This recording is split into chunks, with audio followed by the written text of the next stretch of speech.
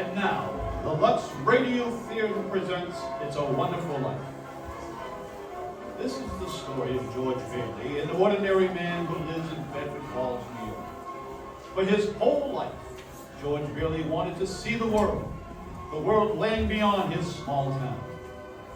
But our story doesn't begin in Bedford Falls. Indeed, it doesn't begin anywhere in this world. It begins in heaven, where the superintendent of angels is briefing an angel apprentice named Clarence.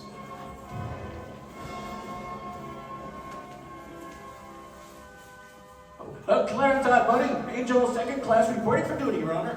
What? They've sent me an Angel second class? You mean you haven't earned your wings yet? No, not yet, but I'm hoping this mission will do the trick. Are you really sending me down to Earth? I haven't been to Earth since that time. Yes. You see, there's a man in trouble down there. Oh, good. No, bad, Clarence.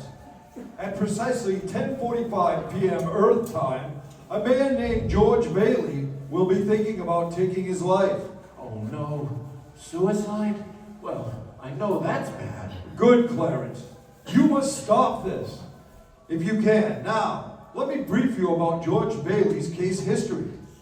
You see, when George was a boy... Oh, that's all right, Your Honor. All I need is a plan. A plan? Well, of course. I'm reading The Adventures of Tom Sawyer. Mark Twain, you know? I'm familiar with the book, if not Mr. Twain himself. Here. Well, Tom Sawyer always had a plan. Well, if you can help George Bailey with your plan, you just may get your wings. Speaking of which, how long have you been waiting for your wings? Oh, just 200 years. 200 years? George Bailey's gonna need a miracle. Oh, thanks, Your Honor, for your confidence in me. I'll leave immediately, Wait, Clarence. Plan or no, first some background. Now, when George Bailey was just a lad, he and his friends snuck onto Mr. Potter's property. They were sliding over a frozen pond on a shovel when Harry, George's younger brother, fell through a crack in the ice.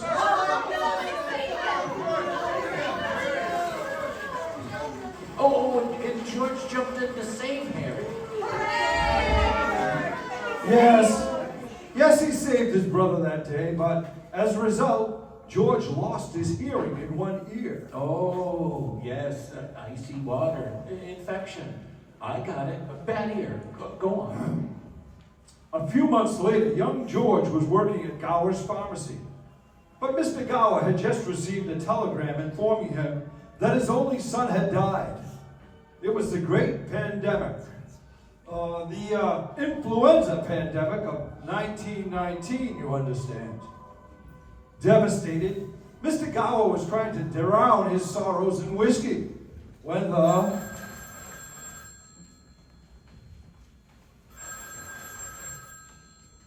Gower's Pharmacy? Mrs. Blaine? What? Well, George should have delivered that medicine by now. Wait, here he comes. I'll send it right over. Yes, goodbye. George, did you deliver that prescription? No, Mr. Gower, Well, why didn't you deliver it right away? That little girl is sick. You lost that medicine, right? No, Mr. Gower, here it is. Here? I'll teach you to... Mr. Gower, my ear. Good for nothing. Lazy loafer. You hurt my sore ear. What are you trying to do? Ruin me? Oh, no, Mr. Gower, wait, you put something wrong in those pills. Shut up, you little... Look, you're sad, you're upset about your son dying. You've been drinking, but you put something wrong in those capsules. I didn't know what to do. The capsule? You took the powder from the wrong bottle. That's poison. Poison? God. Poison? No, don't hurt my sore ear again. Oh, it's George. George. That's why I didn't deliver the medicine, Mr. Gower. I wanted to ask my pop to make sure, but he was busy. George. Oh, tell, Mr. Gower. I know you're sad. I won't ever tell anyone. Hope to die. Good. Little Mary Hatch was at the soda fountain that day. She heard it all, but she too never told a soul. Oh, my. George sure took a beating, but he did the right thing. Well, George grew up and wanted to go off to college, but the Baileys didn't have enough money. So he worked at the Bailey Building and Loan Association, and he... Building and loan? Yes, George's father and Uncle Billy were in the building and loan business. Alas, theirs was a case of high ideals and low bank account. Those two seem to go together, don't they? Yes. Anyway, George slaved away 4 years, saving enough to pay for college. But first, he was going to summer in Europe, working his way across on a cattle boat. Full of wanderlust, George wanted to do a little traveling before college. You know, Pop, as good as Annie's apple pie is, and it's peachy for an apple pie, Annie, I've had enough. Gee, I can't believe this is my final meal at the old Bailey boarding house. We'll all miss you, son. Oh, and I'm gonna miss you, Pop, and Ma, and Annie, and, well, everyone at Bedford Falls. You've certainly earned your chance, son. Oh, and I'm gonna take it, Ma. But hey, what's the matter, Pop? You look tired. I don't know. One more run-in with Potter today. Mr. Potter, that old money-grubbing buzzard. Oh, and he's right. I thought when you put him on the board of directors, he'd ease up some. So did I. He may be the richest man in Bedford Falls, but... The most miserable, if you ask me. I mean, he'll never spend all the money he has. I don't understand somebody like that. Well, Potter is bitter. Spent his life in that wheelchair. He's frustrated. Think about it, George. What if you... Come on, Ma. Potter owns just about everything in town. Everything but the Bailey Building and Loan. Well, maybe that's why he's so hard on us. To him, we're just a bunch of foolish... Hey, big brother, I need to borrow your tuxedo cufflinks for tonight's dance. Oh, sure. Help yourself, Harry. Well, where are they? Here, your suitcase? Harry Bailey, George won't be needing a tuxedo on a cattle boat. You never know, Annie. But George, what's with this beetle-pulled satchel? Oh, it's from the Emporium, Harry. No, Mr. Gower bought it for me. Going away gift, huh? Yep, far away. You see, soon that bag will be plastered with exotic destination stickers. You know, Rome, Cairo, San Marcan. Maybe find me a husband there? Maybe, Annie. But George is going to have a pretty full summer, eh? Oh, no, Pop, I'm going to have a pretty full life. So why don't you come to the dance tonight? Start there, then the cattle boat. Come to your high school graduation dance and get bored to death. Ah, but what a wonderful death. Harry! There will be lots of pretty girls there. Plus, we'll be dancing on that new gym floor. That was a brilliant idea of yours, George. Putting a retractable floor over the pool saved the high school thousands. No, Pop, that's just a start for me. Oh, what I'm going to do. What I'm going to see. Like your tuxedo cufflinks? Oh, no, Harry. Try upstairs. My top drawer. Okay, better hurry up and decide, though. Yikes of time. I gotta scram. Scram. Was I like that when I graduated high school? Pretty much.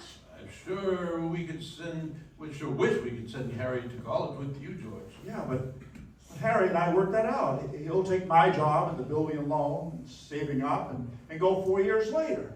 Harry's pretty young for that job. Oh, he was the same age I was. It just seems you were born old, George. How's that, Pop? You know, my trick here. He said you were born old. Oh, well, then that's why I've got to hurry now. There's a whole world out there waiting for old George Bailey to conquer it. George, now, after college, you wouldn't consider coming back to this? What? Come back? Oh, no, I wouldn't face being cooped up for the rest of my life in a shabby little loan office with all those... George! Oh, I'm sorry, Pop. I didn't mean that. It's just staying here, chasing nickels and dimes. I know. Spending your life trying to figure out how to save 3 cents on a length of pipe, I understand, son. Oh, do you, Pop? Staying here.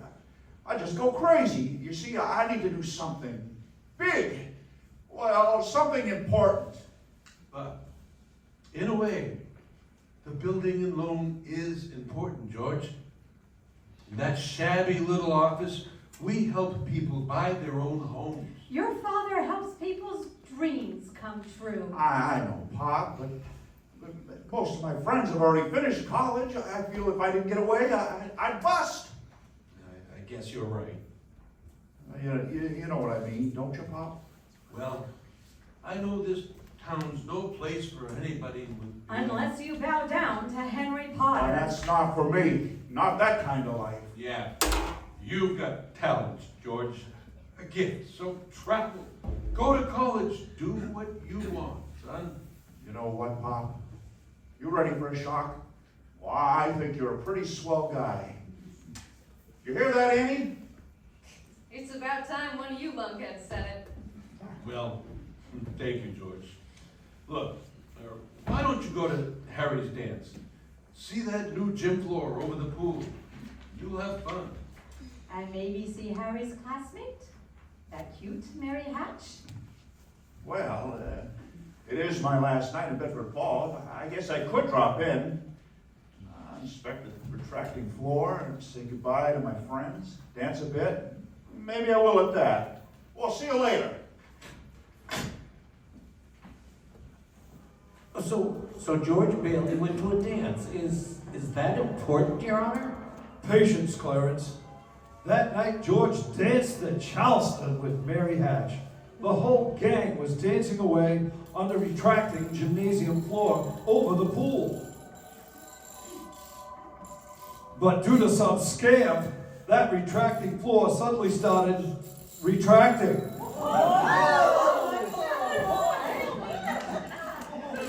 You might say the graduating class of 1928 were making whoopsie.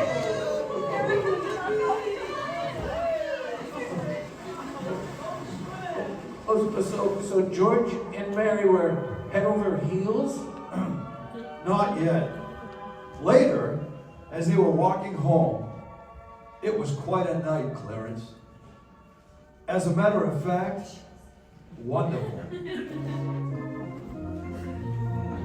Buffalo gals, won't you come out tonight? Come out tonight, come out tonight. Buffalo gals, won't you come out tonight?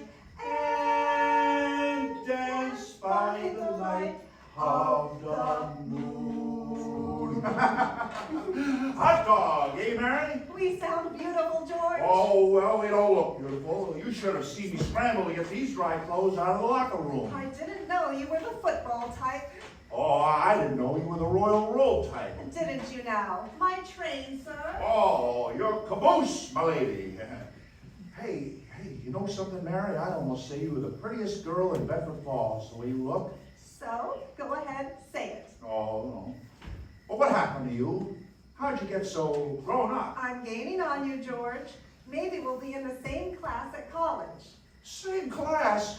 Well, how old are you? 18. Oh, that old, huh? Why, it seems only last year you were just 17. So am I too young or too old? Oh, no, you're exactly right. Your age sort of fits you. I'm just saying that you look a little older without your clothes on. I mean, without your dress on. No, I mean... What do you mean, George? I mean, hey, well, looky there. Ah, the old Granville house. Yeah, I gotta throw a rock. Bust a window. Oh, don't, George. Even though it's deserted, I love this old place. It's full of romance. Romance? Now, with deserted houses, you make a wish and then you try to bust a Oh, window. but it's such a lovely old house. I want to live there someday. In there? Go on, I wouldn't live in there if I were a ghost. Now, here, watch that window on the second floor. Now, Babe Ruth, see? Now, here's a wind-up, and... How about that? Pretty good shot, huh? I broke that window, easy as pie. What'd you wish for, George? Oh, my wish? Oh, Well, that's not one wish, Mary. I made a whole hatful of them. You see, I'm leaving this one-horse town. I'm going to travel. Italy, the Colosseum, and then Greece, the Parthenon, And that's just the summer. That's a good start, George. Yeah, and then back for college to see what they know, of course. Of course. And then I'm gonna build things, big things like airfields, skyscrapers, bridges, you name it. And then I'm gonna, what you doing, Mary? Hey, you're a pretty good shot yourself. So, what was your wish? Buffalo gals, won't you come out tonight? And dance by the light of the moon. What is that it, Mary? You want the moon? Well, all you gotta do is say the word and I'll throw a lasso around it. Okay, And the moon. I'll take it. Then what? then what? Well, then you swallow that moon and it dissolves with moonbeams shooting out of your fingertips and your hair. And then, maybe I'm talking too much.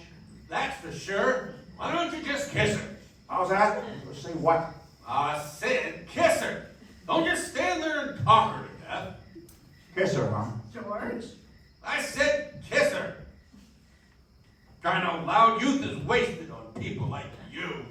Hey, come back here. If you want to see some kissing, I'll show you a whole lot of... No, wait, Mary, no, don't back away. I'm just funning with the old... Oh, Mary? Mary? Where'd you go? You're... Over here in the hydrangeas. Well, in the hydrangeas. Where? Toss me my robe, George. Toss you your robe? Oh, sure. I'll just toss you the... No, wait a minute. What? Well, this is a very interesting Oh, situation. give me my robe, please. Now, hold on. I've got to think this through. It isn't every day that a guy has an opportunity like this. George Bailey. Well, especially in Bedford I'll Falls. tell your mother on you. No, she lives way up the street from here. George. Maybe I can sell tickets. Maybe a little spending money for my trip. George! No, I'll tell you what, Mary. I'll make a deal with you. I'll trade you your robe for a... I'll trade you... George! There you are! Well, Uncle Billy, you're just in time to see me kiss Mary Hatch. Not now, George! Come on, jump in the car. It's your father. My father? A stroke. He's had a stroke. What? He's had a... We gotta go, George. Come on! Well, here, Mary. Sorry. Well, George's father died that night, Clarence, and there was no European trip for George that summer. Come fall, as George was about to head to college, there was a meeting of the board of directors at the building and loan office. Board of directors? They had to appoint a successor to Mr. Bailey. Enough discussion, please. All those in favor of approving these last loans made by our deceased president, say aye. Aye. All opposed? No! Mr. Potter's dissent is noted, but the motion carries. The loans are approved. George, thank you, George. That's all we need you for. I know you've got a train to catch.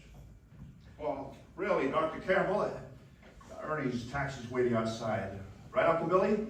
Yes! Waiting to take George to the train and college. Hurry, George! I'd like the board to know that George here gave up his trip to Europe to run things these past months. Good luck to you at college, George. Thank you, Doctor. So long, everybody. Now, proceeding with our agenda, we come to the real purpose of this meeting. We must now... No! Mr. Chairman! Mr. Chairman! Mr. Potter... I've waited long enough. Now, get to my real purpose. The dissolution of this.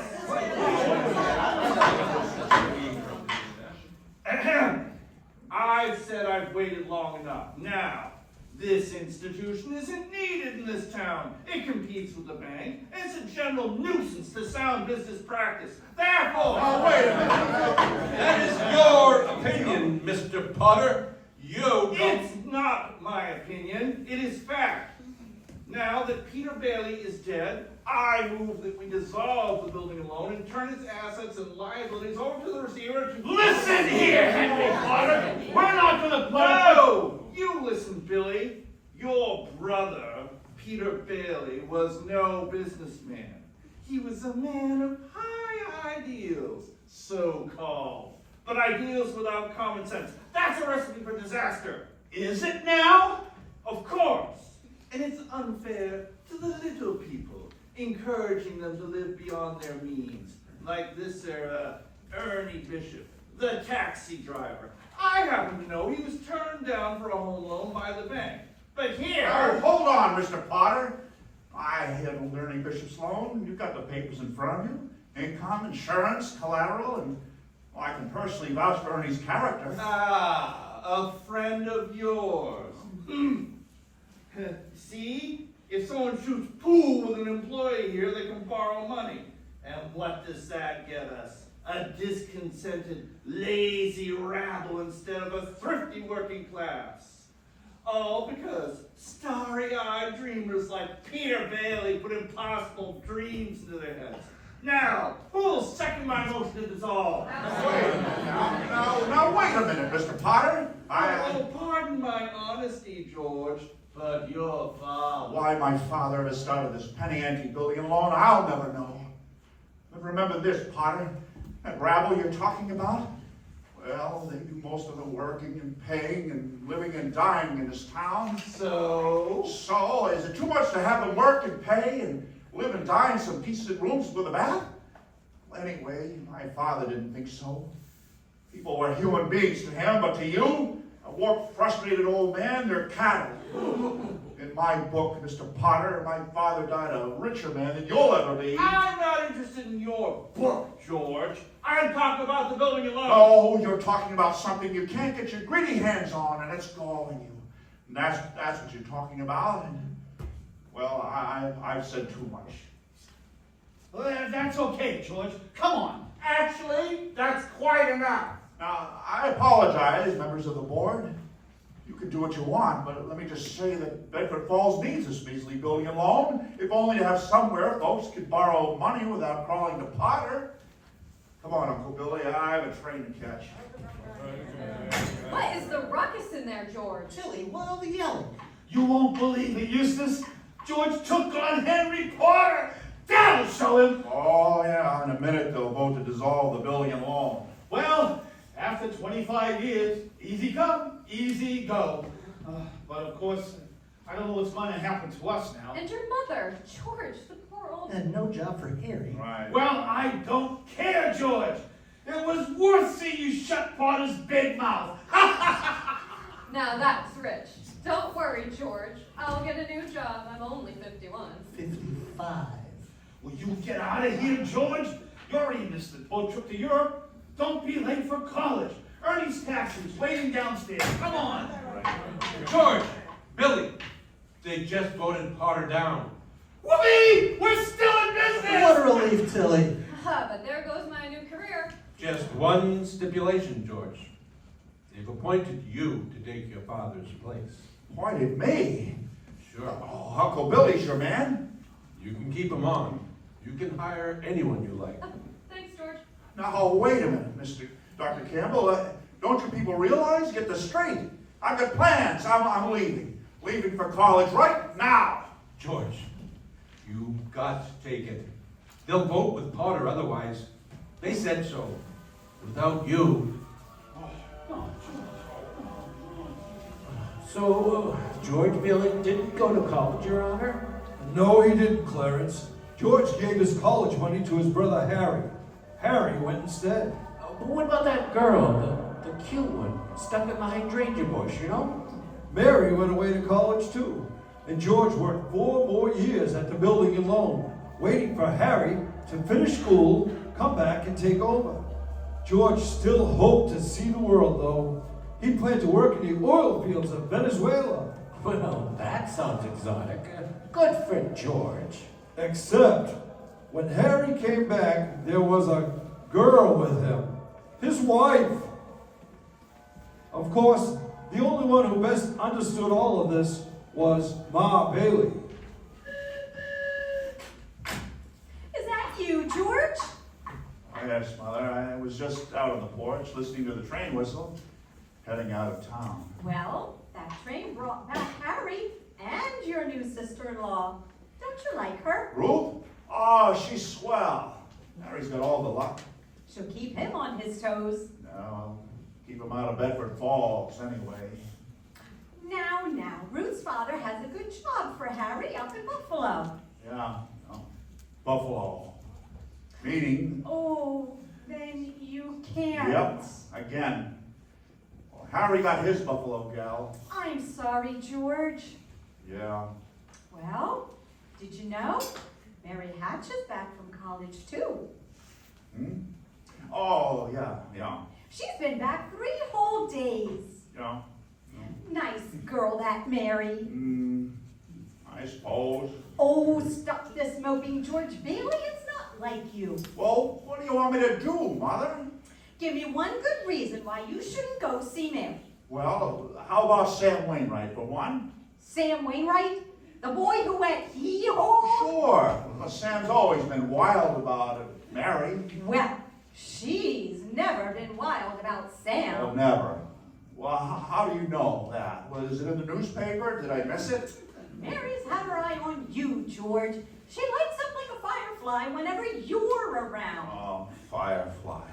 You don't want her to be an old maid now, do you? Besides, Sam Wainwright is in New York. Oh, is he now? So all's fair in love and war, is that it? Oh, don't be difficult. The right girl can help you find the answers, dear. Okay, Mother. Trying to get rid of me, huh? Well, I think I'll go find the right girl and do some passionate necking. Ow! Oh, George! Well, good night, Mrs. Bailey. By the way, do you need any books from the library? The library? Toodaloo, Mother! George, you go see that Mary. Do you hear?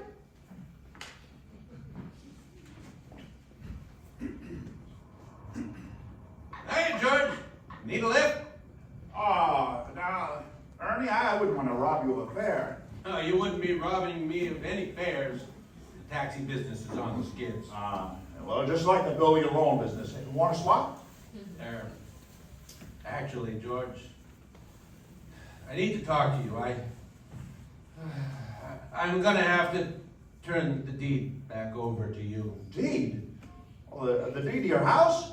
You've only been there 2 years, Ernie. Yeah, but with business so crummy, I can't make the payments right now. Me and the missus will just have to move back in with her folks. Her folks? Yeah, maybe share a flat with Bert. As a cop on the night beat, that might work. Oh, Ernie, no. I'll tell you what. Well, can you just pay the interest? Interest? Well, sure. I could do that, but... No, keep your house. Forget the principal for a little while. You're just hitting a rough patch, that's all. Gosh, George, I don't know how to thank you. This means so much. Hey, you hear that? Well, you're back in business, Ernie. I am? Oh, wait, I am! Hey, taxi, coming right up! Oh, attaboy, Ernie! Hey, going somewhere, Georgie Porgy? Oh, hello, Violet. Oh, hiya, fellas. Oh, gosh, you look great, Vi. In this old thing? I only wear this when I don't care how I look. Right, guys? Excuse me, fellas. I think I got a date. So, Georgie, what's going on? Where are you heading? Oh, I was just going to the library, I suppose. Library? Come on, Georgie. Don't you ever get tired of just reading about stuff? Well, come to think of it, yes. Okay. Now, what are you doing tonight, Violet? Me? Not a thing. Okay. Well, if you're game by, we can make a night of it. Well, I've got to talk to somebody. Oh, what do you say? Sure, George. It's about time. Oh. What'll we do? Well, we'll go out to the fields, yeah, and take off our shoes and walk through the grass. The fields? Yeah. Then we can go over to the waterfalls. Oh, you've got to see them in the moonlight. There's a green pool up there, Vi, and we can swim in it. Swim? Sure. And then we can climb Mount Bedford and smell the pines and watch the sunrise on the peaks. Oh, come with me. We'll stay up there the whole night and be the talk of the town. There'll be a terrific scandal, and how about it, Vi? George Bailey, have you lost your mind? Walk through the grass in my bare feet. It must be 10 miles to the falls, and this is the only thing I have to wear. You expect me to go swimming in this? Shh, Violet, shh, okay, okay. Well, what's with you, George? For a guy who wanted to sail around the world, you don't seem to have been around the block. I mean, come on, Now, I get it now. No, fine. Just forget the whole thing.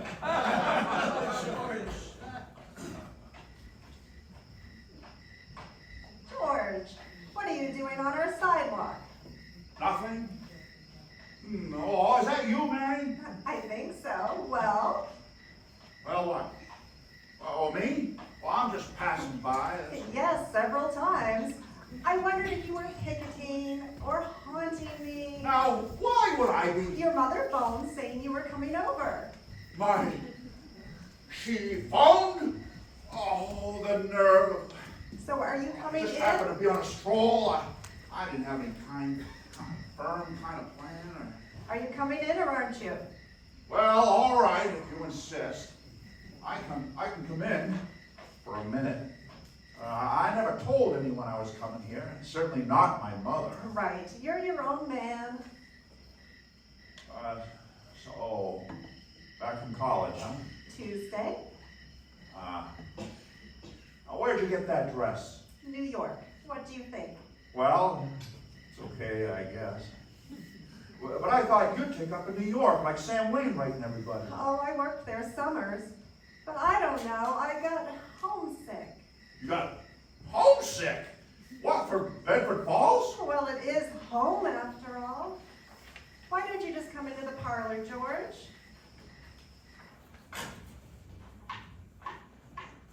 I don't get this. Nobody knew I was on my way here, even me. So, you're leaving? No, I'm not rude. I'll stay a while since I'm here. Hey, say, it's nice about your brother and his new wife, isn't it? Oh, Ruth? She's okay. Hey, what's the matter? Don't you like her? Well, sure I like her. Ruth's a peach. Oh, it's just marriage in general you're down on. No, I didn't say that. Oh, marriage is fine for some people. I mean, I suppose it works for Harry or Sam or Works you. for Sam. Mary Hatch? Who's down there? It's George Bailey, Mother. George Bailey? What does he want? We're not sure, either of us. What do you want, George? Me? Not a thing. I was strolling by, Mrs. Hatch. Coward. He's making violent love to me, Mother. He is? You tell him to stroll right back home. Remember, Sam Wainwright said he'd call you tonight from New York. I know, Mother. So, George, let me put on an old record here. Oh, Mary, that mother of yours is kind of the... Oh, that song. Listen, I'm not here for, listening to... Then why are you here? How should I know? You're the gal with the answers. How about you tell me what? Oh, I can certainly explain why you should go. No need, I'll just go. Mary, the telephone is. I should never have... Mary, the. Toodaloo! Mary, the phone. Now, you know, with all this yelling, maybe somebody could... Mary, it's Sam. Answer. Maybe somebody could what, George? Mary, get the phone. Enough already, I'll get it, Mother. Oh, George, on your way out, could you please take off that record? My pleasure.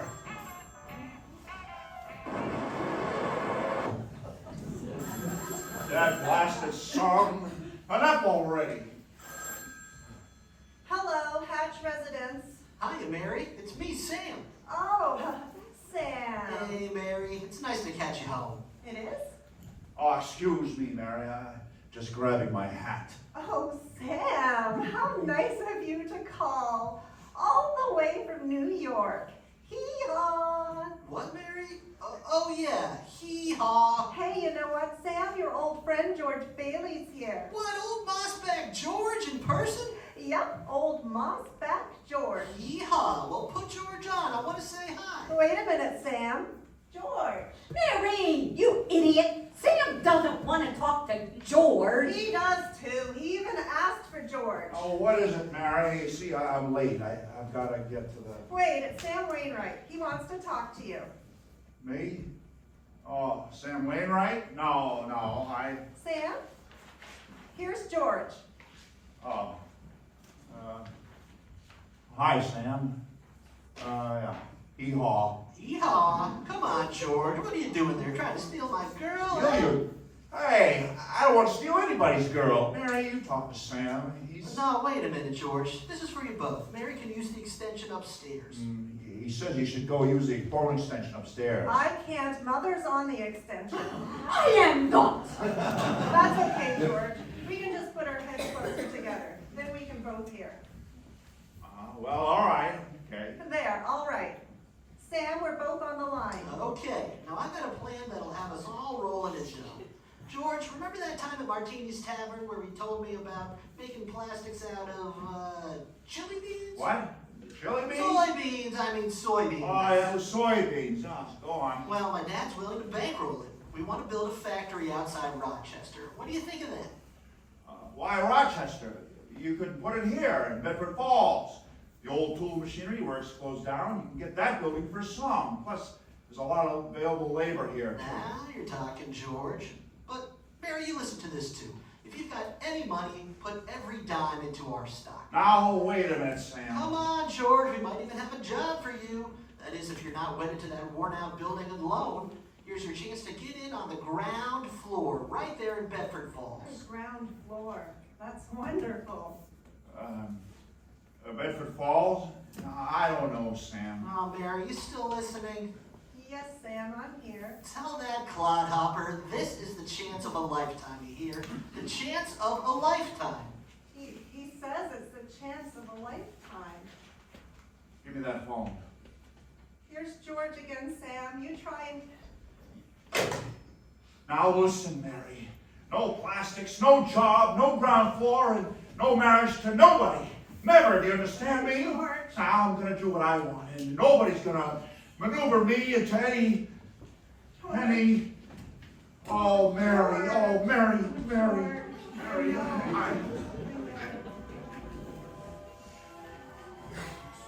So, George and Mary got, what did they say? Hitched? Yes, Clarence. They were married on a brisk day in October 1932. I always cry in October. And honeymoon bound, we're heading for the train station, driven by Ernie Bishop in his taxi. Here you go, newlyweds. Sorry about the rainy send-off, but Mr. Martini says, with the bride that she's a good dog. and Bert sent this bottle of bubbly. But don't tell anyone I caught violating the prohibition and all that, Mary. Mum's the word.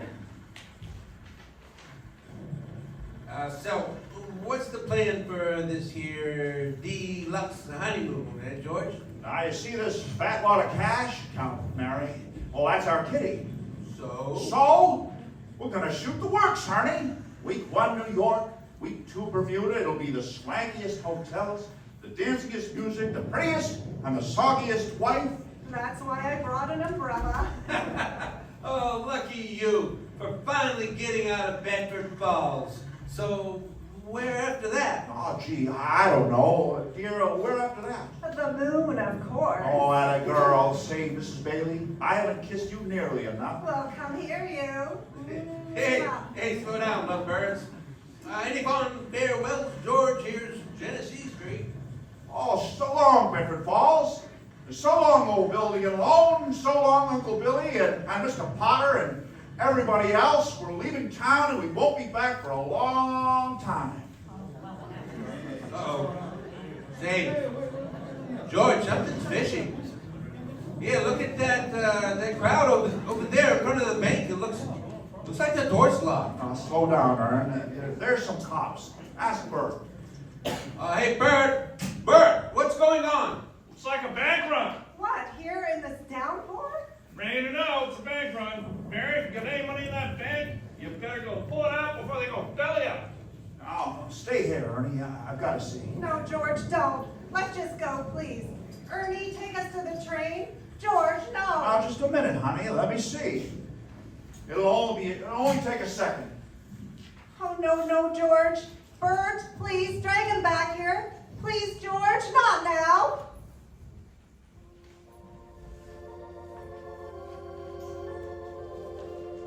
In a few minutes, we will return to It's a Wonderful Life, starring Jimmy Stewart, Donna Reed, and Lionel Barrymore. And now, here's our Hollywood reporter, Libby Collins. Greetings, Libby. What's new? Well, for one thing, Mr. Kennedy, my hat. What do you think of it? Your hat, Libby? Why, it's nice, very nice. Yes, I like it. Oh, come on now, stop hedging. What do you really think of it? Well, to tell you the truth, Libby, I hardly noticed the hat. I was looking at you. Well, Mr. Kennedy, that is a compliment. But just let me turn around. Now look. Oh, I see. It's quite a hat. Libby, that must be very new. It is, but, well, how would you know? Well, it's so sort of simple. Not one of those dizzy numbers that looks as though it might fly off into space any minute. Mr. Kennedy, you are an observant man. This is the newest thing, the profile cloche. It fits snugly to the head, and it's meant to frame the face, not take attention away from it. Oh, I think I see why you wore that little hat tonight, Libby. Of course, to show that it's more important than ever for a woman to have nice, smooth skin. Sure. Because with that kind of headgear, the emphasis is less on the hat than it is on the face underneath it. Well, Libby, I guess many a woman is going to be mighty happy about her Lux Soap Complexion Care then. Yes, this hat seems designed to set off a lovely Lux complexion, and it's going to be a popular style this spring. Then Daily Lux Soap Complexion Care ought to be more popular than ever, too. Because Gentle Lux Toilet Soap really makes the skin softer and smoother. Recent tests showed that Lux Soap Beauty Facials improved actually 3 out of 4 complexions, you know. Well, Mr. Kennedy, nearly every famous star in Hollywood is devoted to this fine white soap. Screen stars say that the creamy Lux soap lather is wonderfully kind to the delicate skin. And that's why, Libby, I'm going to urge every woman in our audience who hasn't tried Lux Toilet Soap to get some of Hollywood's beauty soap and use it every day. Here's a thrift tip too. It's patriotic not to waste soap.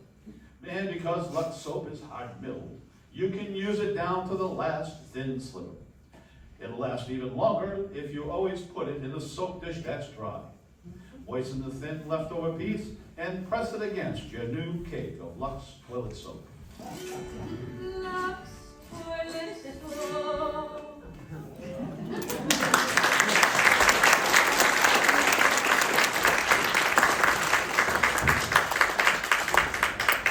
We now return to the Lux Radio Theater's presentation of It's a Wonderful Life, starring Jimmy Stewart as George Bailey, Donna Reed as Mary Bailey, and Henry Travis as Clarence.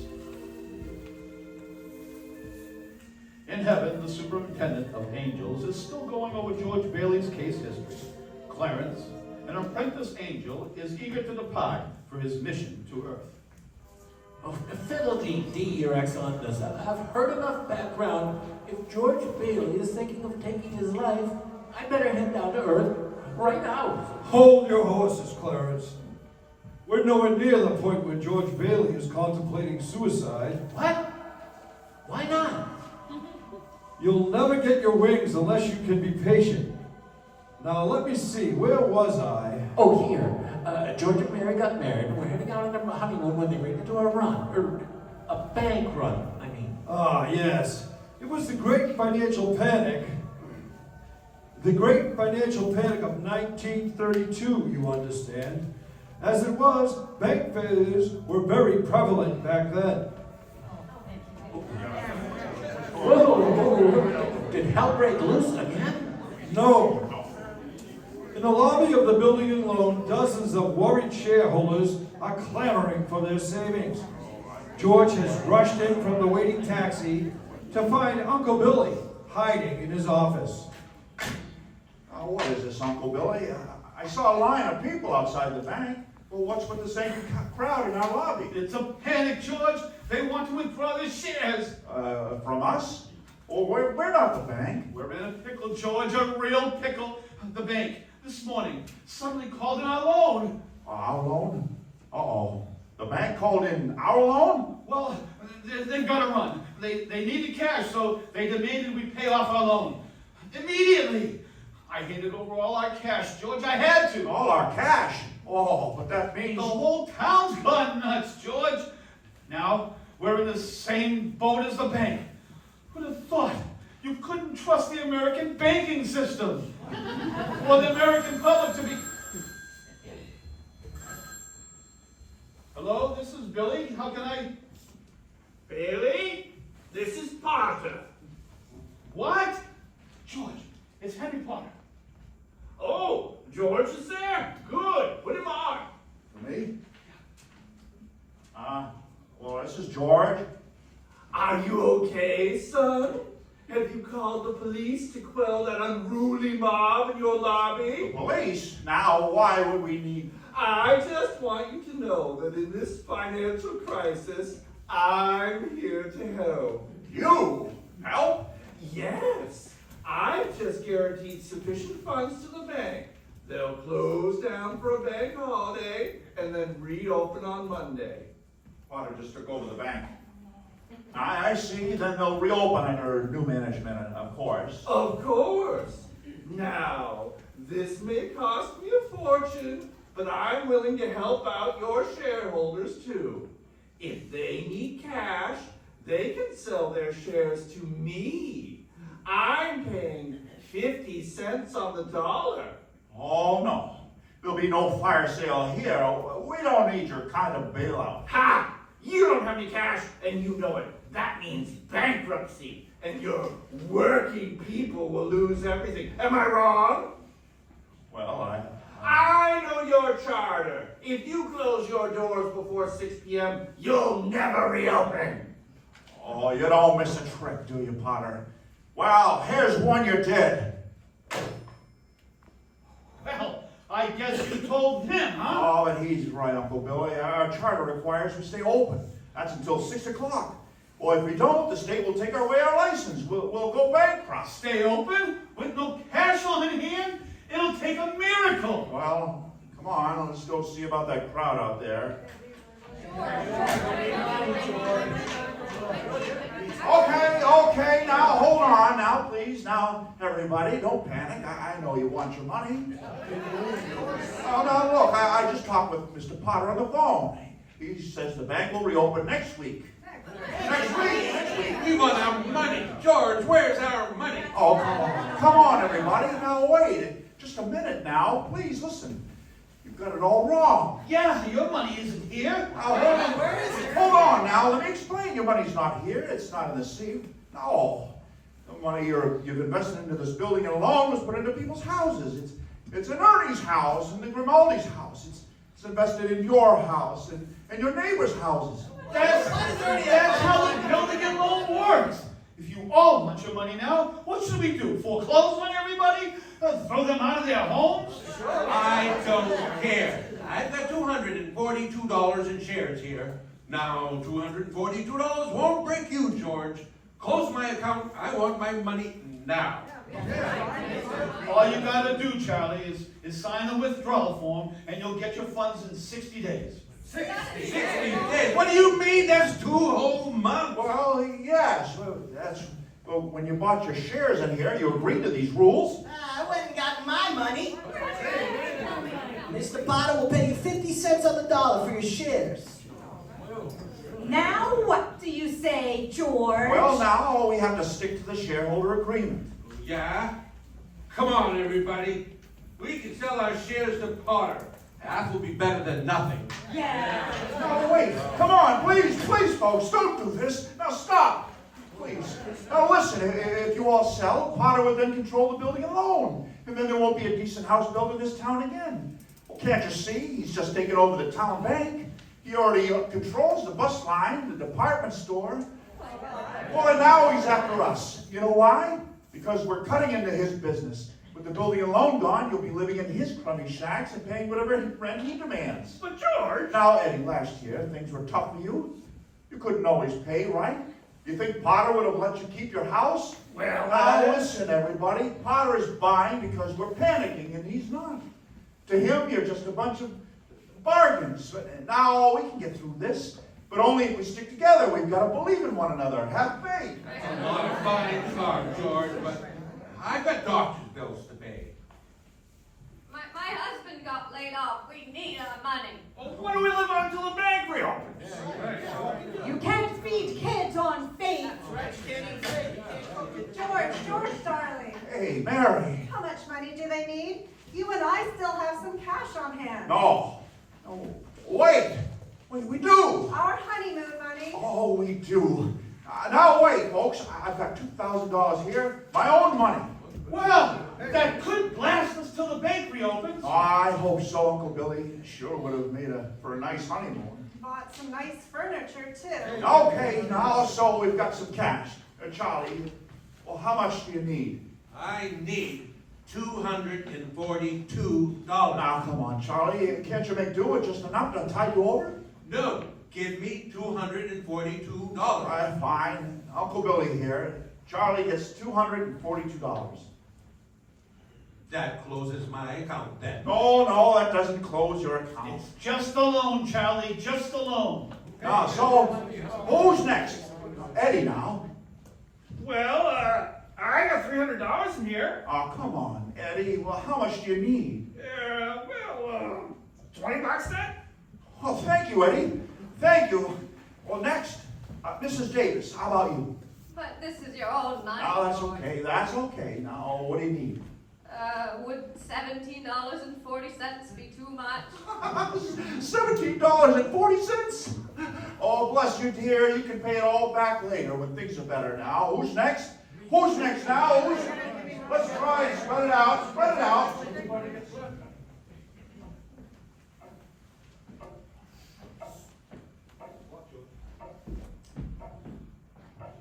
Look at the clock, George, look! I'm looking, Uncle Billy. I'm looking. 5 more seconds. 4, 3, 2, 1. 6 o'clock! Oh, we made it! Oh, lock the door, Eustace, lock that door! Right, Uncle Billy. We didn't close early, Uncle Billy, although we've only got $2 left. Oh, maybe they'll freight in the safe. Hey, Eustace? Like rabbits? George, telephone. Oh, thanks, Stilly. Oh, by the way, call my wife, will you? I forgot all Mrs. about... Bailey's on the line. Oh, Mrs. Bailey? No, I don't want Mrs. Bailey. No. Oh, wait. Mrs. Bailey. Oh, right. That's my wife's name, too. Oh, give me the phone already, will you? Hello? Is this Mrs. Bailey? Yes, this is Mrs. Bailey. Oh, well, Mary, we survived. I'm sorry. Now that you're done saving things, come home. Come Come home. home? Wait, what home? Our home. What? Our home, George, at 320 Sycamore. 320 Sycamore? Well, whose home is that? Our home. Huh?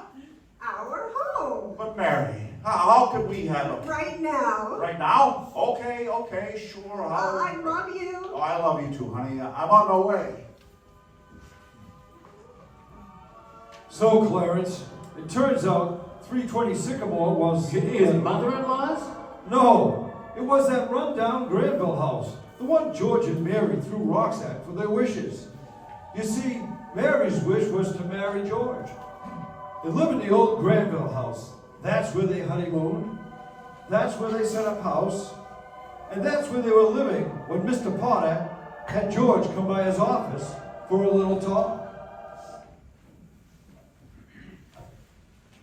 Now, George, I suppose you're wondering why you're here. I don't know, Mr. Potter, but I'm sure you do. That's what I like about you, George. You're like me. You get right to the point. Okay, well, George, I'm giving up. What? You're giving up? Yes. As you know, I run nearly everything in this town. Everything except the Bailey building and loan, of course. I've tried to gain control of it for years, but you've outwitted me, evaded me, and defeated me. Am I right? Well, actually, yes. That's because you're a smart man, George. 2 years ago, during that financial panic, you and I were the only ones who kept our heads. You saved the building and loan, and I saved everything else. Now, most would say you stole everything else. Envious people might say that, George. The suckers might say that. But we both know that I was just being a smart businessman. And that's what I'm being now. So smart that you're giving up? Well, if you can't beat them. Oh, wait a minute. You're suggesting we... Oh, wait, George. Don't get up. Don't leave. Take it easy now. I've told you my side of the story. But let's look at your side. What? Your side. You're a young man, married a few years, making, what, $40 a week? 45. Okay, 45.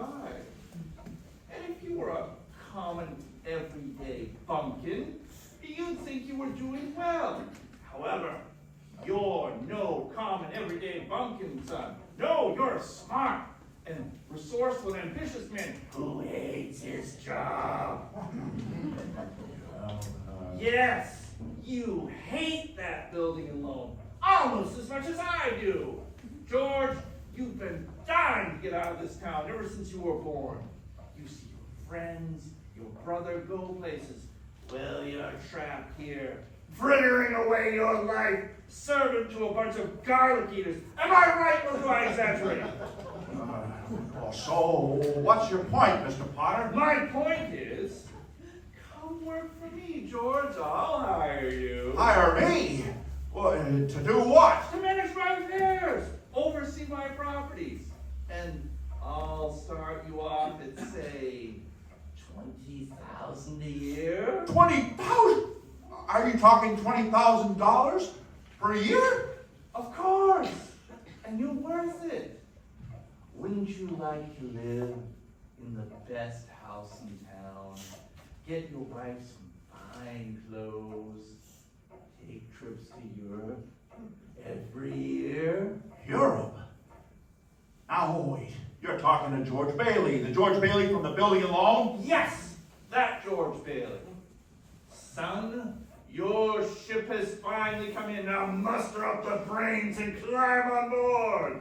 Well, but the building and loan, what about that? Forget about the building and loan. I'll offer you a 3-year contract for, let's sweeten the pot. Make it $25,000 per year.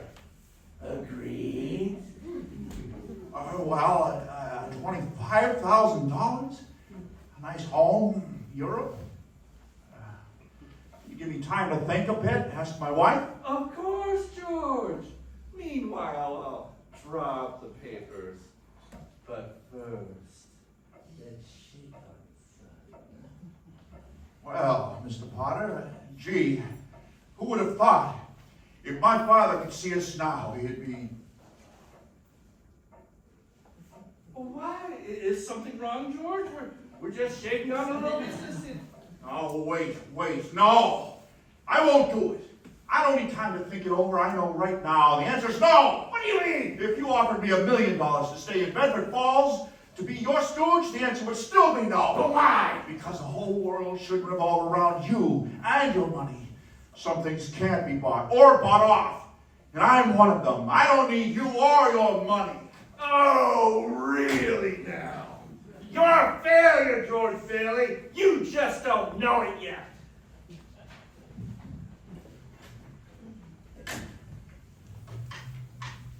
George, is that you? Oh, I'm sorry I'm so late, Mary. Are you bored, waiting up for me? Oh, I was just sitting here and knitting. So, what did Mr. Potter want to see you about? Oh, not much, really. Just talk, business talk, you know. But geez, why?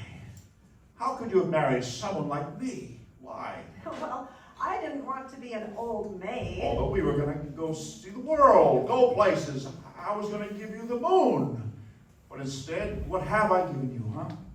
Not much. Some husband I am. I feel terrible. Oh, me too. Especially in the mornings lately. You know, you could have married somebody successful. You know, a guy like Sam Wainwright, somebody. I didn't marry a somebody because I wanted my baby to look like you. I didn't even give you a real honeymoon, Mary. No swanky, no... Wait, you wanted what to look like me? My baby. Baby? What? You mean... Hey, Mary. Mary, you up a nest? Yup, I'm on the nest. George Bailey Lasso Stork. Lasso Stork? Oh, what is it? A boy or a girl? Mm-hmm.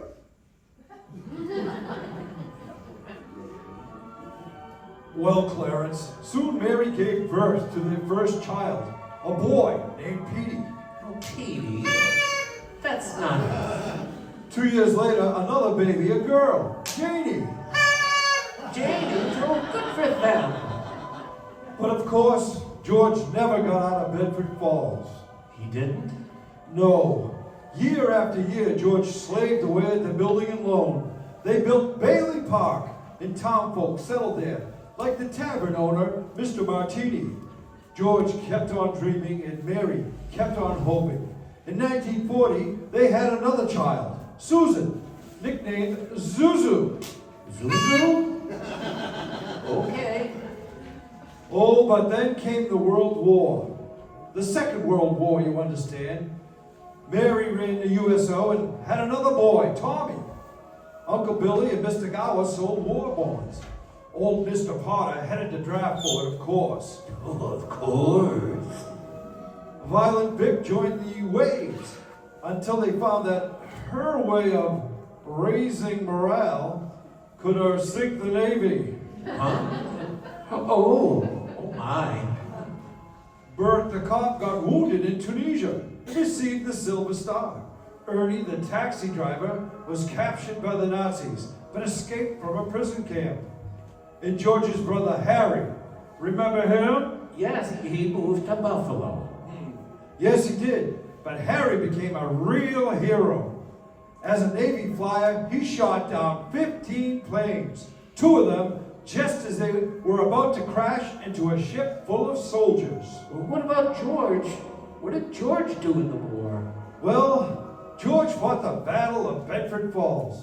He was designated 4F due to his bad ear, so he served as an air raid warden. He ran the scrap drives, rubber drives, and the bacon grease drives. Like the rest of the country, on VE Day, he wept and prayed. And on VJ Day, he wept and prayed again. Well then, we're just about up to today. We are. The only thing you don't know about George Bailey is how he's come to the point of wanting to take his own life. Suicide. Well, tell me, how? All right. Today is the day before Christmas. Amidst the usual holiday preparations, George has something else to celebrate.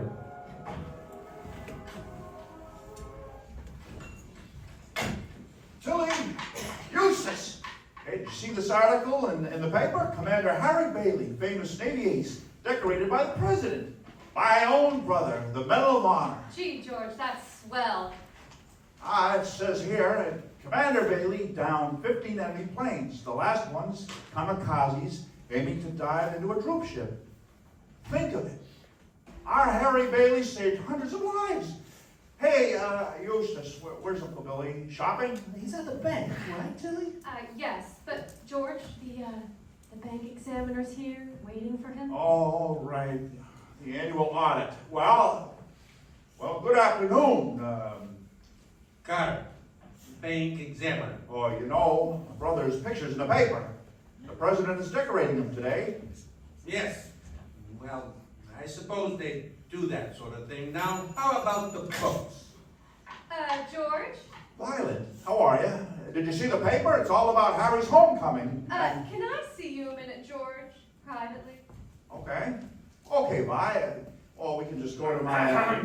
Mr. Bailey, I'd like to finish your audit tonight so I can get back to Elmira and spend the holiday at home. Oh, yes, that's right. I just have to. All right, Tilly, now, please show the books to, Carter, bank examiner. Of course, of course. Can you, Tilly? Sure, George. Come right this way. Carter, bank examiner.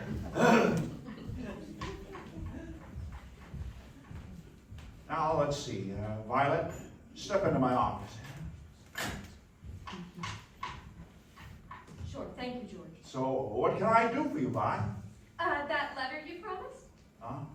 Oh, yes, the letter of recommendation. I was about to type it when there was all this news about Harry. Good kid, that Harry. So, like I told you on the phone, George, I'm leaving for New York. After that thing with the waves, I gotta make a fresh start, maybe. Oh, sure. Now, how about this? To whom it may concern, the bearer, Miss Violet Dick, has been employed at Bailey Building and Loan for the past 2 years. That's a lie, George. Now, Violet, now. She demonstrated intelligence, A lie. ability, Another lie.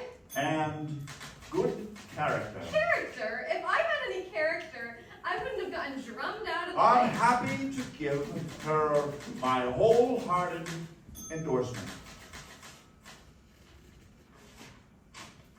Gee, thanks, liar. Oh, come on, Violet. It takes a lot to leave your hometown and start somewhere new. And here's something to help you get started. No, George, I can't take that. Oh, come on. You're broke, aren't you? You want to hawk your furs and that hat? Are you going to walk to New York? It's a loan, Violet. That's all. I'm in the loan business. Besides, you'll find a job. Yeah, sure, okay. Good luck, Vi. I'm glad to know you, George Bailey. All the same to you, Vi. And say hello to New York for me. Eustace, where is Uncle Billy? He's making a deposit at the bank.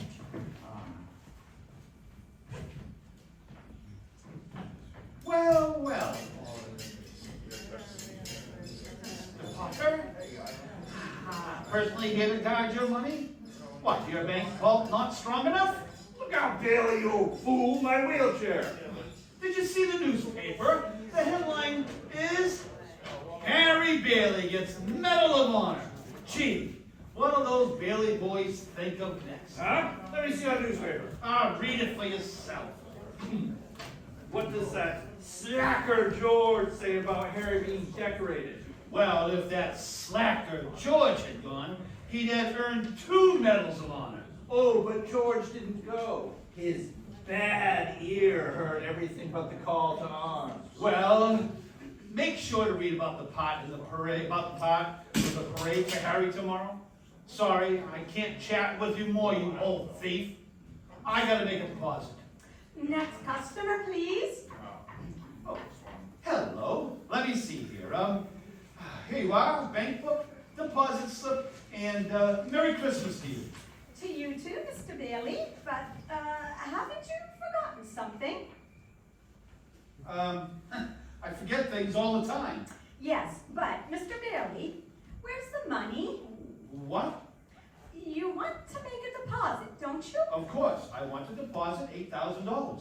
Well then, it's customary to bring the money with you. The money. The money! It's gone! Where'd I put that money? Guard! Wheel me into my office!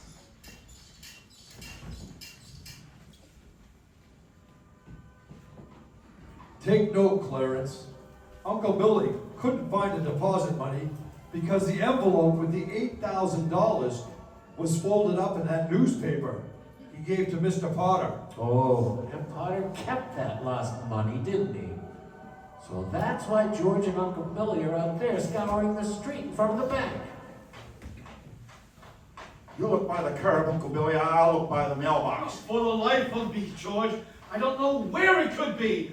When I left our office, I had the envelope with our money. Now, that $8,000 is not our money.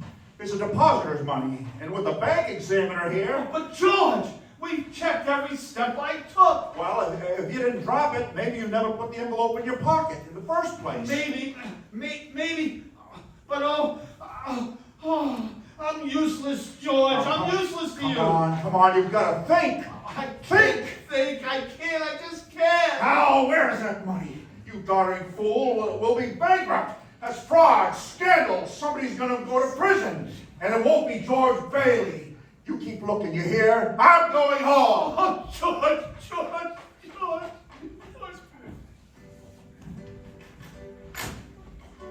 What's the matter, George? You've been brooding since we got home. Talk to me. Well, how can I? With Janie's piano playing, she keeps banging away over and over. But Daddy, I gotta practice for the Christmas party. I'm sorry, dear. Hectic day. Oh, another stellar day for the Bailey family. Mom, here's Susie's plate. Hey, Dad. Not now, Petey. Hey, Dad, the Browns got a brand new car. You should see it. What's wrong with our car, Petey? Not good enough for you? Gee, Dad, I was Hey, thank you for bringing Zuzu's plate, Petey. All right, run along now. Okay, I'll finish the decorations. Mary, why is Zuzu eating in her room?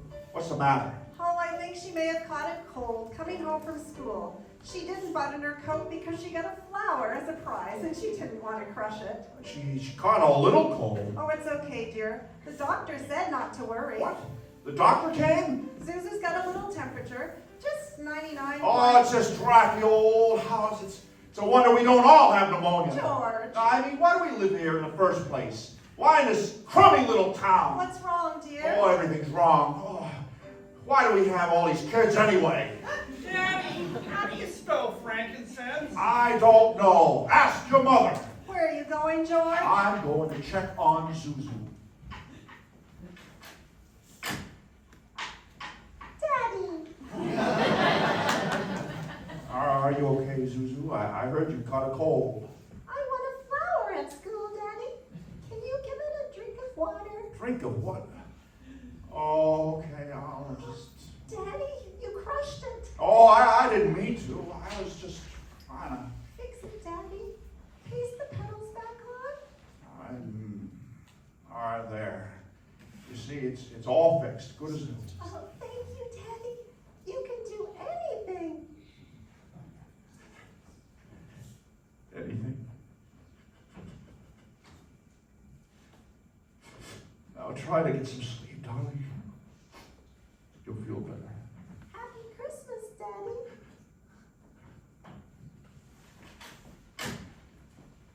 Mary, Zuzu felt... Zuzu felt a bit hot to me. We'd better... Bailey residence. Oh, thank you, Mrs. Welch. Zuzu's resting. I'm sure it's nothing. Who's on the phone, Mary? It's Mrs. Welch, Zuzu's teacher. What? Oh, well, the doctor says she should be out of bed in time for Give me the phone, Mary. Oh, George, no. Now calm down. Give me that. Is this Mrs. Welch? George Bailey here. What kind of teacher are you? Don't you realize that she could get pneumonia on account of you? George! Ah, silly, careless people like you. Sending kids home half naked. You know, maybe my kids aren't the best dressed in town, but at least... Hello? Hello! Oh, silly, careless people. Oh. Janie, enough with the piano. Somebody stop her. Daddy. Oh, George, what's ever gotten into you? You're torturing the children. Okay, so then how about this? You worked for months on that bridge model. Oh, you happy now? Stop it! You're acting like a wild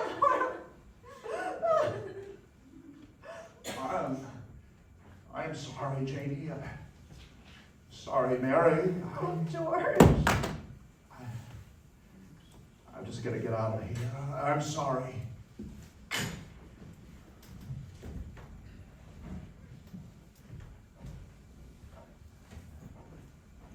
So, that's what this sudden visit is about, George. You're $8,000 short. That's right, Mrs. Potter. But you gotta help me. I'll pay whatever interest. And if you want the Bailey building alone, we can arrange some... You claim the money was lost. What if it was stolen? You should notify the police. Oh, no. See, Harry's homecoming is tomorrow, and well, the publicity would... I see. You didn't lose that money playing the market, did you, George? Horses, maybe? Of course not. The money's just... A woman. Then, yeah. Half the town is talking about you giving money to Violet Fitz. No! Well, that has nothing to do with it. So you come to my door? Oh, why not your buddy, Sam Wainwright? Well, I tried to reach Sam, but he's vacationing in Europe right now. And so you want a loan from me for $8,000. What do you have for collateral, George? Well, I have a life insurance policy here. It's Life insurance, for how much? $15,000 policy. It's... $15,000. But what's your equity in it? Around 500. 500? And you want an emergency loan for $8,000 on Christmas Eve? Well, yes. Oh, bah! You're pathetic, George Bailey. For years, you've opposed my plans and derided my character. You said you didn't need me or my money, did you not? Well, you see, Mr. And now, suddenly, I'm very important to you. But do I look like Santa Claus? Well, no, Mr. Potter, no. But, You once called me a warped, frustrated old man. Well, now, what are you but a warped, frustrated young man? You dreamed of conquering the world. Look at you now, sniveling to me, looking for a handout. Ha! Go beg to that cattle you love so much. Go beg them for help. Oh, Mr. Potter, please, I don't know what I'm going to do. Well, I'll tell you what I'm going to do. I'm going to swear out a warrant for your arrest. Well, wait a minute, Mr. Potter. Oh, I thought we... I'm calling the sheriff, then the district attorney, and then the newspaper. Oh, the sheriff? Well, the newspaper? Oh, what about a loan on my life insurance policy? For $500 in equity? Come on, George. Can't you see? You're worth more dead than alive. No, there must be something I can do. Where are you going, George? You can't hide in a small town like this. Hello? Sheriff Baxter? This is Henry Potter. I want to report an embezzlement at the building. Oh, the nerve of that Henry Potter. Yes, Clarence. And he had George's missing $8,000 sitting in his desk drawer. Well, what'll George do now? Where is he? At Martini's Tavern. George has had a couple of drinks. These days, just standing in the bar.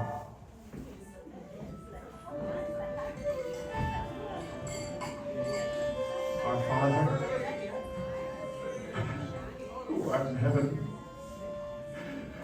oh God, I've never been a praying man, but if you are listening, please, I'm lost, God. I'm lost. Mr. Bailey, you okay? Mr. Martini, Georgie don't look so good. You're right, Nick. Mr. Bailey, you drink too much. You have enough, please. Did you say Bailey? Which of the Baileys you talking about? This Mr. Bailey. Mr. George Bailey. Oh, this George Bailey, is it? Why, you? Serves you right, Bailey. If you ever talk to my wife that way again, I'll give you even worse. She slaves away, teaching you stupid kids how to read and write. Then you ball her out of the phone? She cried for over an hour, you louse. Hey, get out, Mr. Welch. You punched my best friend. He helped me buy my house. Out of here, go. Nick, throw him out. Go on, Welch. Never mind it, Dad. Okay, I'm going. Mr. Bailey, how you doing? Oh, Martini. Who was that? You hit by Mr. Welch. Oh, that's what I get for praying. Now, where now is my policy? Huh? My insurance policy. Insurance? You know why, Mr. Bailey? Welch don't come here no more. Here, I give you something for your face. Oh, look, the blood. Oh, no, Mr. Martini, I'm fine. Please, don't go out, Mr. Bailey. The cold. Stay. Come on, Mr. Bailey, it's snowing. Nick, you take Mr. Bailey home. Oh, no, let me go. I'm going alone. You hear? Alone. Well, Clarence, George staggered out of Martini's tavern a few moments ago. Now he's standing on the river bridge, gazing down at the river. He's about to jump. Do you have your plan? Oh, my plan? Not yet, Your Honor. Well, if you can save George Bailey's life, you just may get your wings. My wings? Oh, yes, my wings. I won't let you down, Your Honor. George Bailey, get away from that bridge. Don't fret, Clarence Ogbunny's on the way. All right, that's intermission. 15 minutes. Everybody be back. 15 minutes.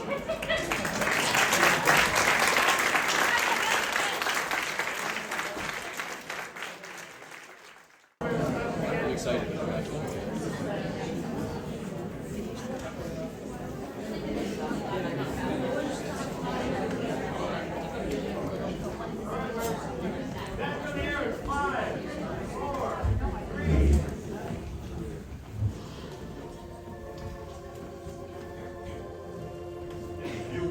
We will return to It's a Wonderful Life, starring Jimmy Stewart, Donna Reed, and Lionel Barrymore.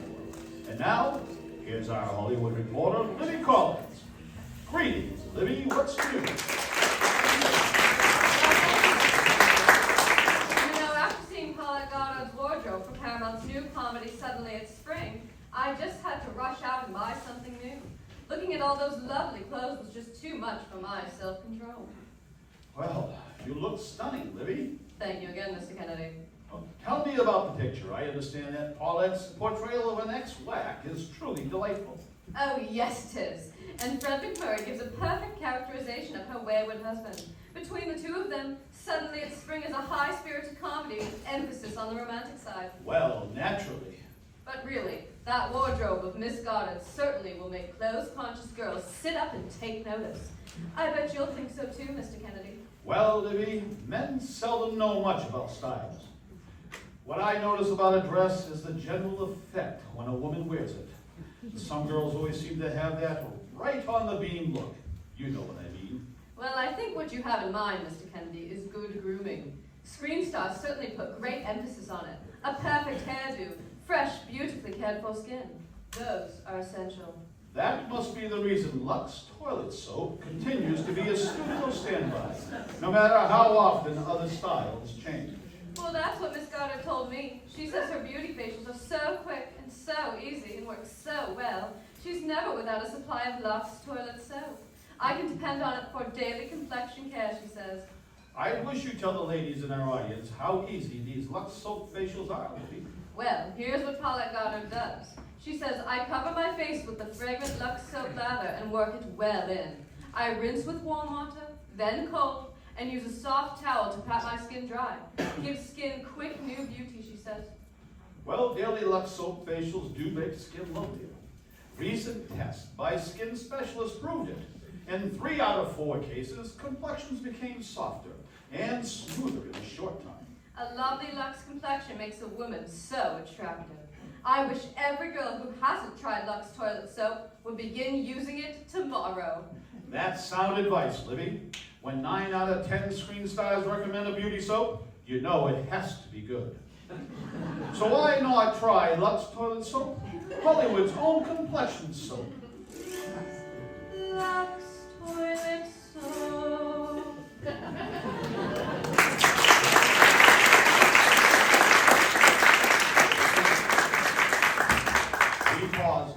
for station identification.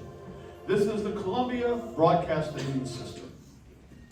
We now return for Act 2 of It's a Wonderful Life, starring Jimmy Stewart as George, Donna Reed as Mary, and Lionel Barrymore as Mr. Potter. A troubled George Bailey stands on the Bedford Falls River Bridge, convinced that he's worth more dead than alive. Deep in despair, George gazes at the freezing river below, poised to end it all, when suddenly... Oh, help me! Help! I'm drowning! Help! Oh, whoa, now, wait there. Here I come. Hey, jumping in the river like that. What are you two doing out here? So lucky I was checking the river warehouse tonight. Otherwise, you'd have frozen to death. Are you warming up now? I'm okay. How about you? Oh, well enough, although my underwear seems a bit out of fashion. I was buried in it. I say, what? You were buried in what? Oh, luckily Tom Sawyer's drying out too. The name's George. Oh, no, I'm talking about the book. I have Tom Sawyer, the book, along with me. But you know, there is a Tom Sawyer quality to you, George. Lots of ideas. Wanderlust. So, how'd you fall in the river? Fall in? Oh, I didn't fall in. I jumped in. Jumped in to save you, George. Well, that's backward. I jumped in to save you, remember? Well, it worked, right? You didn't go through with your plan, did you? Go through with my plan? Suicide? Blessed Virgin Mary, you can't commit suicide around here. I think it's against the law. Well, it's certainly against the law where I come from. And where might that be, laddie? Oh, Helen. What? Right. George, you're bleeding. Your lip?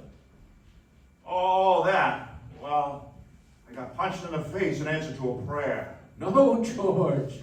I'm the answer to your prayer. I was sent down from heaven to help you. Oh, come on. The name's Clarence Oddbody. I'm an AS2. Are you now? AS2, Angel, second class. Angel? All right. Well, I'll go see if any other angels just answer some prayers. When your clothes are dry, both of you feel free to leave. Well, thank you so much for the warm stove. Oh, wait a minute now. Why would an angel save me? Well, because killing yourself is a sin, George. Especially for $8,000. $8,000? How on the... I know all about you, George Bailey. You see, I'm your guardian angel. Uh-huh.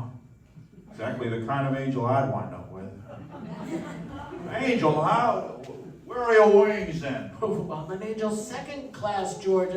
I haven't won my wings yet, but you can help me earn them by letting me help you. Sure. You couldn't help me with, say, $8,000, could you? Oh, but we don't use money in heaven. Oh, well, it sure comes in handy down here, bub. Oh, some may think so, but...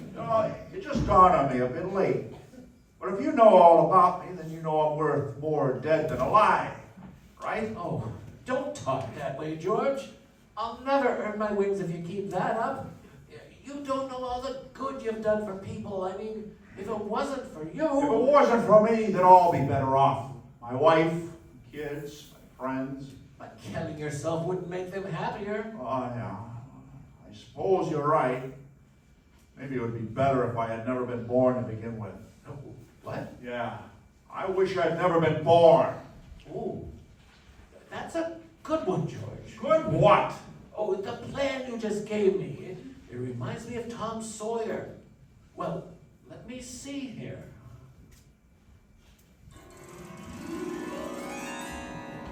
There, George. Hey, what the... I've granted your wish. You were never born. Never born, huh? That's right. You had no troubles. No missing $8,000, no sheriff or Mr. Potter on your trail. Poof! A world without George Bailey. Hey, wait now. My ear. Say that again. You heard me all right. You don't have a bad ear. That's because you were not the George Bailey you used to be. Now you're, well, in a way, you're nobody. That's bonkers. But I was deaf, and now I can hear. Your lip isn't bleeding either, because you never got punched at Martini's Tavern. Hey, no blood. What is this? I need a drink, yeah. How about it, Angel? Let's you and me get a drink. Oh, a drink? But George, I'm on duty. Now, come on, join me. Once our clothes dry out, we can just... Oh, our clothes are dry, George. You see, they never got wet since you never... Never? We'll just get dressed and walk back to Martini's for... Oh, I'm sorry. I'll walk and you fly. Oh, but I haven't earned my... Wings, right. Not yet. Well, after a few drinks, we'll both be flying. Come on.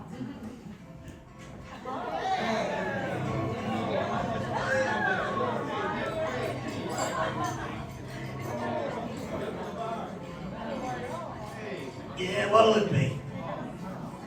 Nick, is Martini still here? I want to apologize for earlier when Want a martini or you a wise guy? Oh, no, just give me a double bourbon then. For you? Oh, Clarence is the name. Oh, you know, I just love a flaming rum. No. Maybe mulled wine, yes, with a dollop of nutmeg and just a dash of clove. Now, hop to it, my lively lad. Listen, Clarence, we serve hard liquor here for men who want to get drunk quick. If that's not good enough, perhaps I could slip you my right as a convincer. Oh, no, that's okay, Nick. We'll just have the same as me. Two double flavors. Now, why is Nick acting that way? What's going on here? The tavern's all different. Bedford Falls is different. You got your wish, George. You were never born.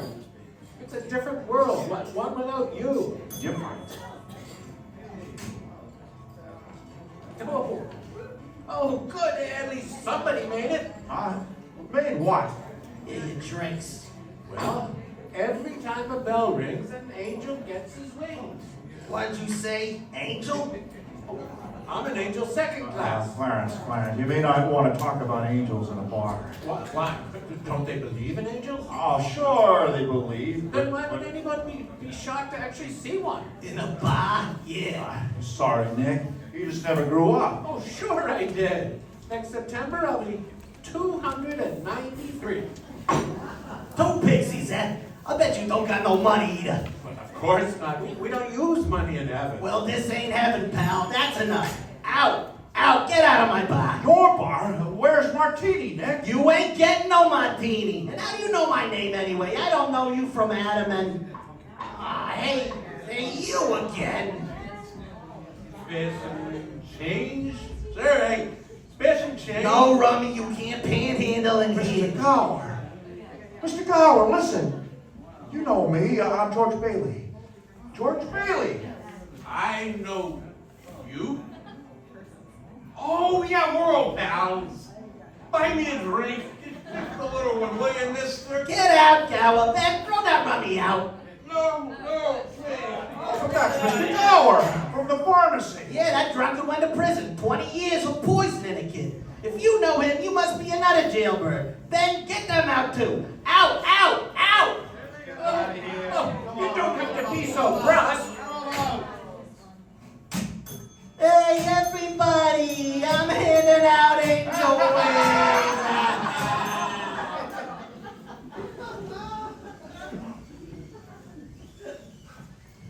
What happened to Mr. Gower? How could that be, poisoning a kid? Don't you see, George? You didn't stop Gower from putting poison into those capsules, so... Oh, sure I did. I was there. No, you weren't. Because you were never born. Well, then who am I? Well, you're nobody. You don't exist. What do you mean? I'm George Bailey. No, you're not. No driver's license, no 4F card, and no insurance policy. Susan's pals. Oh, sorry, George. They aren't there either. You may have put those flower petals in your pocket before, but now... They're gone. Gone. What am I, a ghost? You've been given a gift, George, to see the world without you. Hey, you're nuts. And you're making me nuts, too. I'm heading home to my wife and family. Do you hear? Now go away.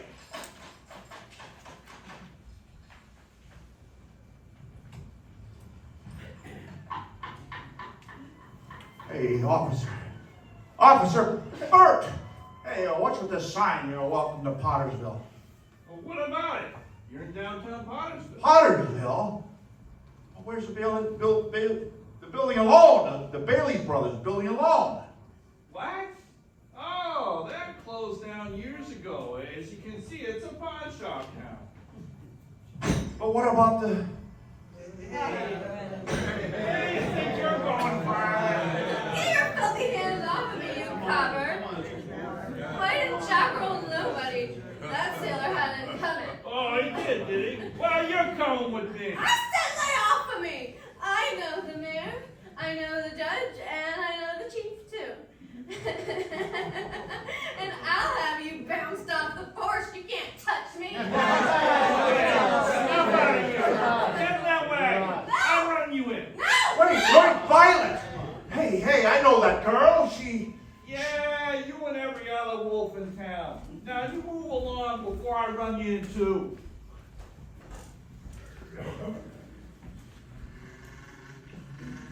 Step on the gas, Ernie. You gotta get me home.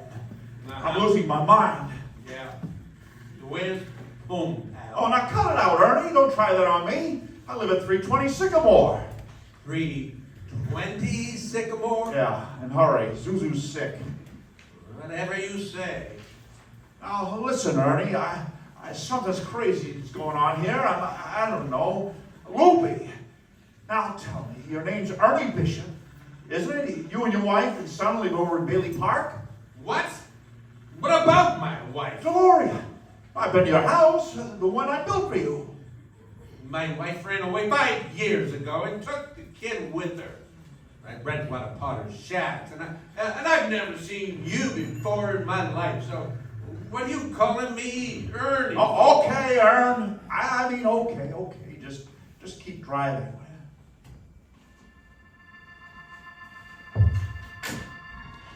Mary! Kids! Where is everybody? Petey, Janie, Zeus and Tommy! Hello! This house is just an abandoned wreck, George. You have no wife or children. Oh, what's happened to them? I just want to... Hey, in there, officer. That guy, he's off his rocker. Only you two. This is the police. Put your hands up. Oh, Bert, wait, it's me. Hey, take it easy, mister. Come along quiet like we'll get you some help. Bert, what's happened to you? Look, it's this guy here. He's an angel. I've been hypnotized. Well, I am an angel, but we don't hypnotize people. We prefer to... Right. Well, I'm taking both of you in. I'm with you, Bert. Hey, ow, let go of me, will you? Now's your chance, George. Run! Run! Ow, bite me, will you? Oh, hey, you wouldn't smite an old angel now. Wait! Oh, Superintendent! Superintendent, help! Help me! Hey! Where'd the old coot go? I don't know, but he was gone. Oh, what about the other one? He ran down south, down Sycamore. Come on.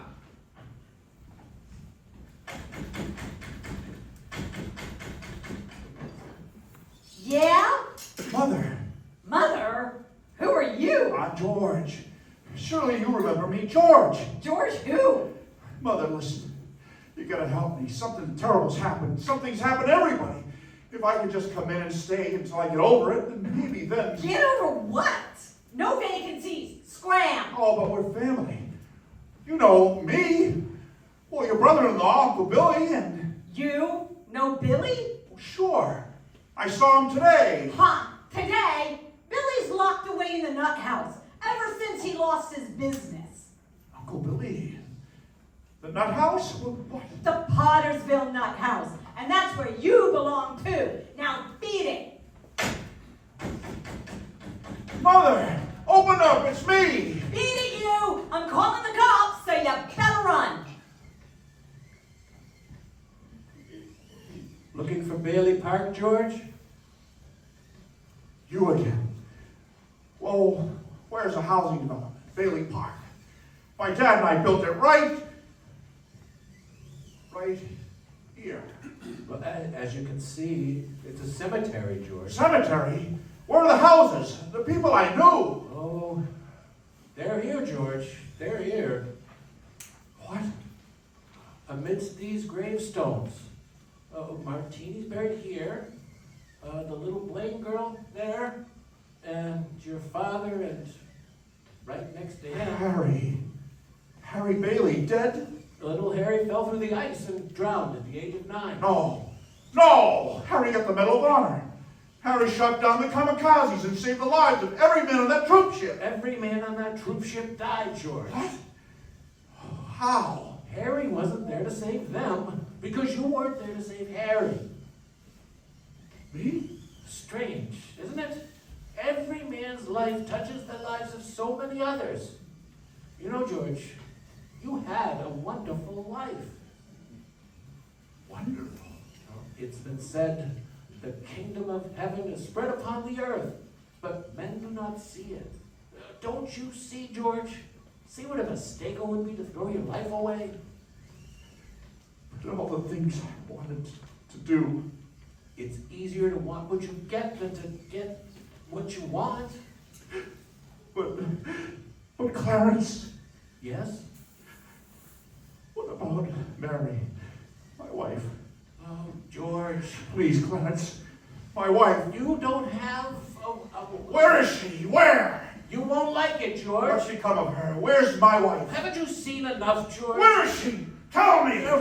Oh, she never married. She's become an old maid. Where? Tell me now, or do I have to beat it out of you? Okay, George, the library. She works at the library. About now, she's closing up for the night. Mary! But she won't. Mary! Help me! Mary! George, come back!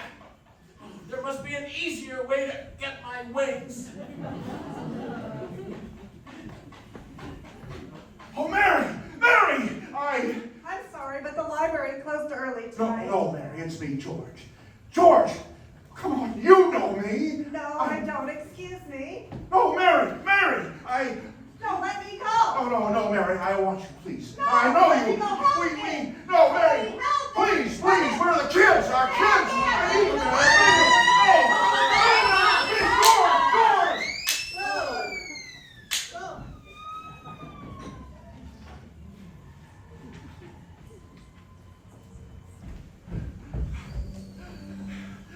Clarence! Clarence! Are you here, Clarence? Where'd you go? Is anybody here? Here I am, George. Are you going to jump off this bridge again?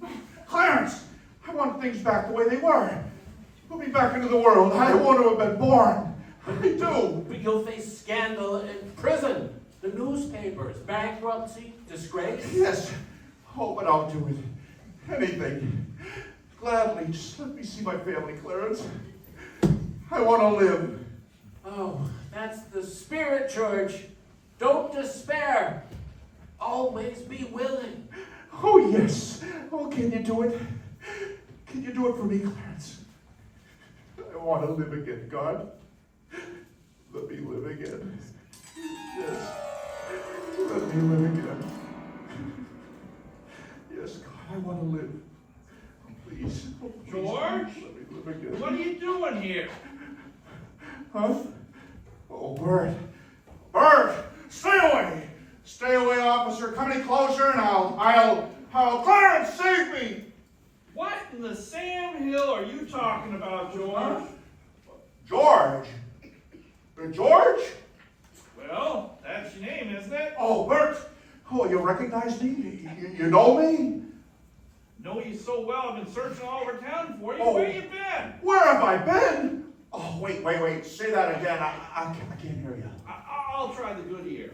I said, where did you go? Oh, why, Bert? I'm alive again. Alive? Again? Are you all right, George? Hey, your lip's bleeding. Oh, my lip? Hey, my lip's bleeding. Gee, look at all that blood oozing out there. Oh, well, what do you know? It's not that bad, George. Oh, and hey. Susan's pedals, I had them right in my right pocket over. Pedals? Oh, they're here in my pocket. Oh, Merry Christmas, Bert! Well, Merry Christmas to you, George, too. Now, hop in the squad car. I'll drive you home. I just gotta stop by. Oh, sorry, Bert, but I can't wait. I'm going home, and I know the way.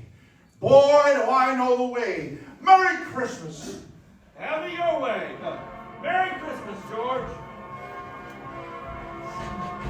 Merry Christmas, Bedford Falls! Oh, how I love this town! Merry Christmas, building and loan! Hooray! Merry Christmas, Mr. Potter! Happy New Year in jail. Oh, and everybody! Hooray!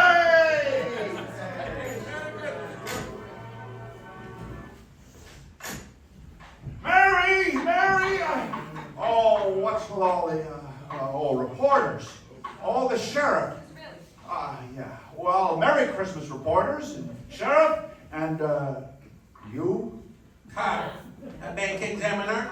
Mr. Bailey, your books show a deficit of... Yes, $8,000, right? Mr. Bailey, I have a warrant for your arrest. Oh, yes, an arrest. Yes, a warrant, sheriff. Christmas in jail. Actually, wonderful. it's not so wonderful. Oh, yes, in a minute, folks, in a minute. Mary, kids, I am home. Oh, I love this marvelous, drafty old house. Mary, kids. Oh, yes. Oh, Janie, Petey, Tommy. Oh, I love you so. Wish another. Where is she? I'm looking for you, Daddy. Her and Uncle Billy. Daddy! Oh, Zuzu. Merry Christmas, sweetheart. How are you feeling? Oh, better, Daddy. Not a smidge of temperature. Not a smidge. Oh, it's a miracle. George. Mommy, Mommy's home. Oh, Mary. Oh, George, where did you go? Mary. Oh, George, dear. Oh, Mary, I have to hold you. Oh, is it you, Mary? You real? Oh, you don't know what's happened. And you don't know what's happened, George? George, what have I done, George? Uncle Billy. Money, George, bushels of money. Oh, you found the $8,000? No, George, Mary saved the day, didn't you, Mary? Well, people heard you were in trouble, dear. Your friends. They've pitched in to help. Well, Annie. Oh, a pie and your strong box? Oh, I've just been saving this here money for a divorce in case I ever get a husband. Oh, Mr. Martini and Mrs. Davis and Mr. Gower. Mr. Gower. Thank you, Mrs. Thompson. Thank you, Eddie. Tom. Yes, I can't believe it. Ernie. Well, I wouldn't have a roof over my head if it weren't for you, George. Here, Georgie, call it a no. Oh, Violet, you didn't go. Nah, this town needs a town clerk. Wait, everybody. Here's a cable from Sam Wainwright. It reads, Gower notified me you needed cash. Stop. My office will advance you up to $25,000. Stop. Hee-haw and Merry Christmas, Sam. Hey! I don't know what to say. Mother! Well, and Harry! George, Mary called us down in Washington and... We flew in as fast as we could. Hey, a toast. Come on, hey. I propose a toast. Harry, go ahead. Yes, a toast to my brother George, the richest man in Bedford Falls. To George. Hey, George. Somebody left a book here under the Christmas tree, see? Why, it's The Adventures of Tom Sawyer. There's an inscription. What does it say? Dear George, remember, no man is a failure who has friends. Thanks for the wings. Love, Clarence. Clarence? Yeah. It's a very old friend of mine. Daddy, look!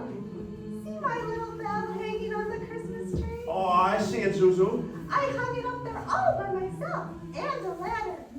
Can you ring it, Daddy? Teacher says every time a bell rings, an angel gets their wings. Well, there, you're right, Zuzu. You are so right. Thank you, Clarence. Thank you. Yes, it truly is a wonderful life. Happy landings! For old lang syne, my friend, for old lang syne, we'll take a cup of kindness yet for old lang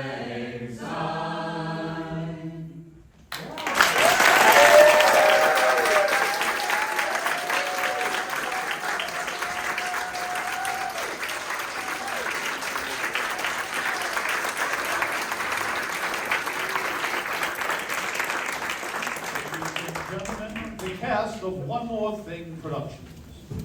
This is Kevin Murphy, your announcer, and Uncle Billy. Behind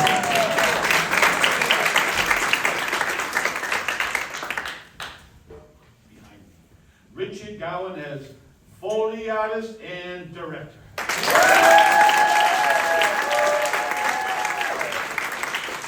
And Walrus as Harry Bailey, Sam Wright, and Nick.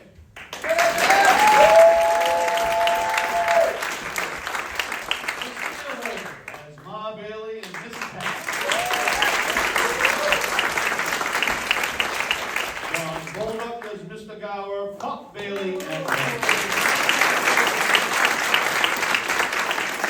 Terry Jarman as Violet, Tilly, and Anna.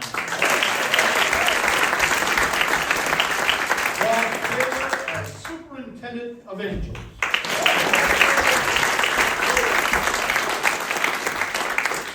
John Seymour as Mr. Potter.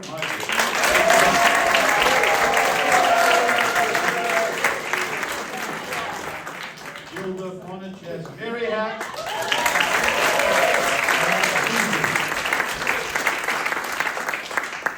Greg Design O'Hare as Trent.